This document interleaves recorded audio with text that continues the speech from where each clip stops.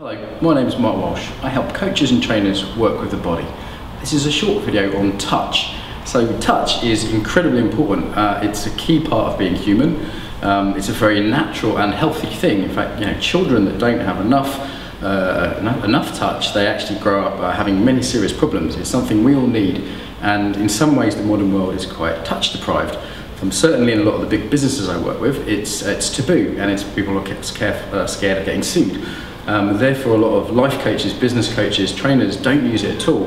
That for me is problematic, especially when you're working with the embodied method, which is what I specialise in. And so I just want to demonstrate and show and demonstrate a few things that relate to touch.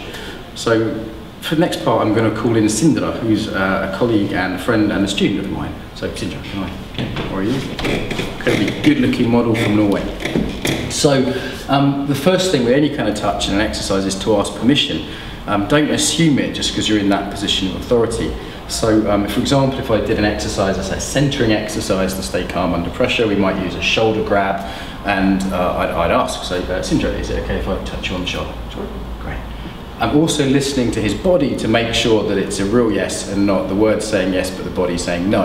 As my mum always used to teach me when I was a teenager, if it's a maybe, it's a no. So you've seen that happen with people before, so say, can I touch your shoulder? Yeah. Okay, do you see how he moved back and flinched? So that's a no, actually, even though the words are saying yes. Some people might kind of mumble and say, yeah, I guess. What I like to do is then give them out. I give them say, are you sure? Because there's ways of doing this without touch, or I could work with someone else. So I really give them that choice. So the consent, that's in terms of ethics and care, is vitally important. And also, legally as well, in some companies, that's sort of double secure in that way. So consent. If you change it, so you also need to re-get that. So can I touch your shoulder? Yeah. Great. So I don't now just move to say the neck. Yeah. I say, okay, I'd like to make the exercise more challenging. So it's okay if I touch the cheek now. Yeah.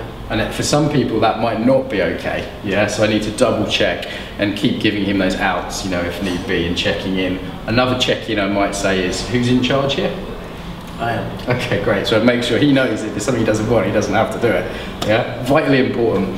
The other thing with touch is to learn qualities of touch. Now, many people have a natural sense of this. Some people aren't that good at it and need to be taught.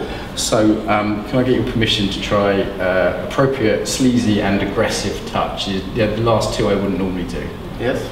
Great. So he's a long-term student, we have a certain trust there, but I still check. So let's go for sleazy first of all. So being aware of sexualized touch and what that might look like. For example, if I do quite a light, yeah. Even though if we know this is just a game for the camera, it still has an impact, right? The other one would be sort of too prodding or aggressive, that kind of linear, and some people shake hands that way, don't they? There's that sort of really penetrative kind of quality, they don't even know they're doing it. So becoming aware of your quality of movement is really important.